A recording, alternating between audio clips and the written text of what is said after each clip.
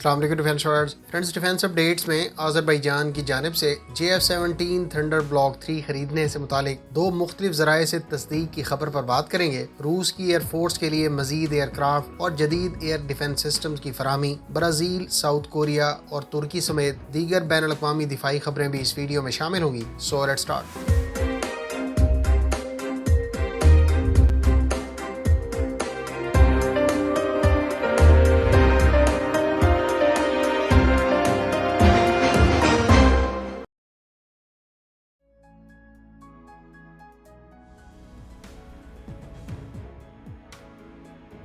Friends, Azerbaijan کے military اتاشی کی طرف سے دیے جانے والے انٹرویو میں JF-17 تھنڈر بلاک 3 کی ایکوزیشن سے متعلق بات کی گئی۔ اس انٹرویو کی آج دو پاکستانی اور ایک انڈین سورس نے بھی تصدیق کر دی ہے۔ سورسز کے مطابق آذری ملٹری اتاشی نے کہا ہے کہ ہم JF-17 تھنڈر بلاک 3 کے جلد حصول کے خواہش مند ہیں۔ انہوں نے مزید کہا کہ پاکستانی فضائیہ ہماری ایئر فورس کو ماڈرنائز کرنے میں ہماری مدد کر رہی ہے۔ یاد رہے کہ آذربائیجان اپنے سوویت ایرا کے لڑاکا طیاروں کو ریپلیس کرنا چاہتی ہے۔ گو کہ ماضی میں آذربائیجان رشین طیارے بھی ایویلیویٹ کر چکا ہے، تاہم روس کی جانب سے ناگورنو قراباخ جنگ میں آرمینیا کا ساتھ دینے پر دونوں ممالک کے تعلقات میں کسی حد تک کشیدگی پائی جاتی ہے۔ دوسری جانب JF-17 تھنڈر میں آذربائیجان کا انٹرسٹ بہت پرانا ہے اور اب بلاک 3 کے متعارف کروائے جانے پر اس میں دلچسپی میں اضافہ دیکھنے کو مل رہا ہے۔ میری اسیسمنٹ کے مطابق انشاءاللہ آنے والے عرصے میں پاک فضائیہ میں جب JF-17 تھنڈر بلاک 3 باقاعدہ شامل ہو جائے گا تو اس میں دیگر ممالک کی بھی دلچسپی دیکھنے کو ملے گی۔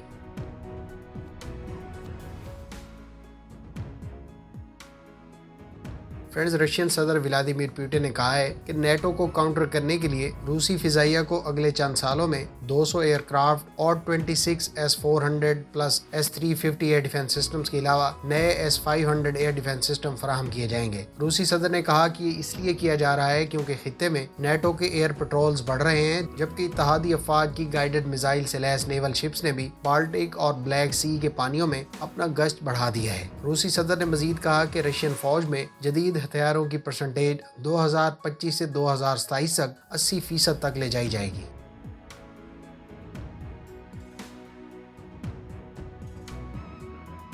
ترک صدر نے کہا ہے کہ ترکی فرانس اور اٹلی کے مشترکہ surface to air missile programme یعنی یوروسیم میں دوبارہ شمولیت کے لیے اقدامات اٹھائے گا۔ یہ بات صدر رجب طیب ایردوان نے G20 ممالک کی اٹلی میں ہونے والی سمٹ کے بعد میڈیا سے بات چیت میں کہی۔ اس سمٹ کے بعد سائیڈ لائن پر ترک صدر نے فرینچ صدر اور اٹالین پرائم منسٹر سے بھی ملاقات کی۔ ترکی نے دراصل اٹلی اور فرانس کے مشترکہ surface to air missile programme میں شمولیت کا اعلان 2017 میں کیا تھا اور اس بارے میں لیٹر آف انٹینٹ پر سائن بھی کیے تھے۔ پھر جنوری 2018 میں ترک صدر کے دورہ فرانس پر یوروسیم سے متعلق long range air and missile defence project پر سائن بھی ہوئے تھے۔ اس پروجیکٹ میں ترک کمپنیوں ایسلسان اور راکٹسان نے مل کر اٹالین اور فرینچ کمپنیوں کے ساتھ کام کرنا تھا۔ تاہم سیاسی اختلافات کو لے کر ترکی اس منصوبے سے تقریباً الگ ہو گیا تھا۔ اب ترک صدر نے دوبارہ اس پروگرام میں شمولیت کا ارادہ ظاہر کیا ہے۔ یاد رہے کہ یوروسیم کے تحت تینوں ممالک 100 کلومیٹر سے زائد رینج رکھنے والے سرفیس ٹو ایئر میزائل تیار کرنے کا منصوبہ رکھتے ہیں، جس میں اینٹی بلسٹک میزائل کیپیبلٹی بھی موجود ہوگی۔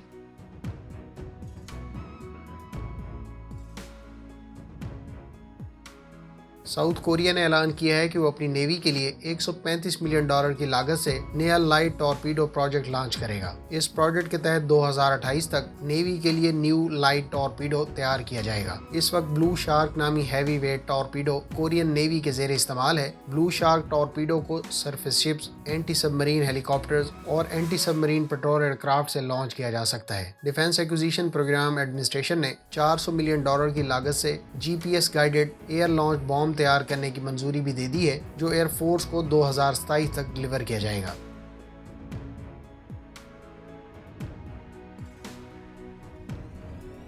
فرینڈز، یونان نے منڈے کے روز امریکہ کے ساتھ امپلیمنٹیشن ارینجمنٹ پر سائن کیے ہیں، جس کا مقصد امریکہ کے ساتھ میوچل ڈیفینس کوآپریشن ایگریمنٹ کے تحت دفاعی تعاون اور متعلقہ پروگرام پر تیزی سے کام کرنا ہے۔ یونان اور امریکہ نے اکتوبر میں اس باہمی دفاعی معاہدے کو رینیو کیا تھا، جس کے مطابق امریکی فورسز یونان کی حدود استعمال کرنے اور اس کی فورسز کو ٹرین کرنے کا مینڈیٹ رکھتی ہے۔ اس معاہدے پر ابتدائی طور پر 1990 میں اتفاق ہوا تھا۔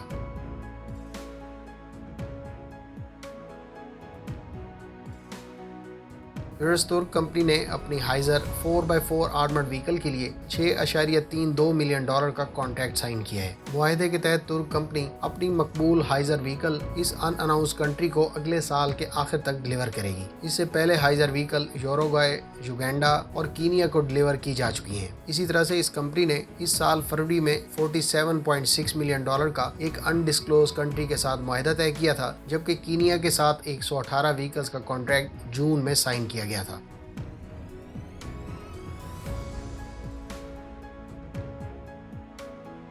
फ्रेंड्स, रशियन प्रेस एजेंसी के मुताबिक ब्राज़ील रूस से पेंट्सियरस एयर डिफेंस मिसाइल और गन सिस्टम खरीदने से मुतालिक बातचीत कर रहा है। याद रहे कि ब्राज़ील रूस से एयर डिफेंस सिस्टम खरीदने से मुतालिक 2013 से राब्ते में है, जबकि इससे मुतालिक 2016 में दोनों ममालिक में मुआहदे पर दस्तखत भी होना थे, लेकिन ब्राज़ील को दरपेश अंदरूनी मसाइल की वजह से ये मुआहदा तय नहीं हो सका था। अब ब्राज़ील दोबारा इस बारे में रशियन हुकाम के साथ बातचीत कर रहा है और मुमकिन तौर पर पेंट्सियरस एयर डिफेंस सिस्टम के अलावा क्लाशनकोव राइफल को मकामी सतह पर तैयार करने की बातचीत भी जारी है।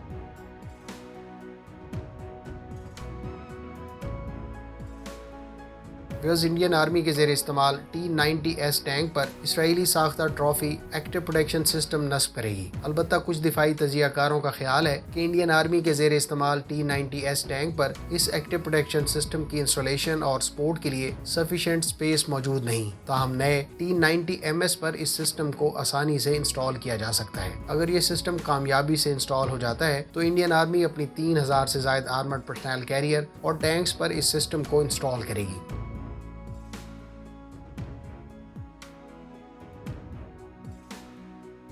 ऑस्ट्रेलिया के वज़ीर आज़म ने कहा है कि मैंने फ्रांस के साथ आबदोज़ों से मुतालिक झूठ नहीं बोला। उन्होंने ये बात फ्रेंच सदर की जानिब से ऑस्ट्रेलियाई वज़ीर आज़म पर झूठ बोलने के इल्ज़ाम के जवाब में कही। ऑस्ट्रेलियाई वज़ीर आज़म ने कहा है कि मैंने वाज़े अंदाज में फ्रेंच सदर को दौरे फ्रांस के दौरान कहा था कि रिवायती आबदोज़ें हमारे स्ट्रेटेजिक फ़ायदे में नहीं हैं। उन्होंने कहा कि रिवायती डीजल पावर्ड सबमरीन में ताख़ीर ने भी हमें मुतबादिल ऑप्शन पर गौर करने पर मजबूर किया है। फ्रेंड्स, ये थी आज की डिफेंस अपडेट्स। उम्मीद है इस वीडियो से आपकी मालूमात में इजाफा होगा। मिलते हैं नेक्स्ट वीडियो के साथ। अपनी दुआ में याद रखिएगा। अल्लाह हाफिज़। पाकिस्तान जिंदाबाद।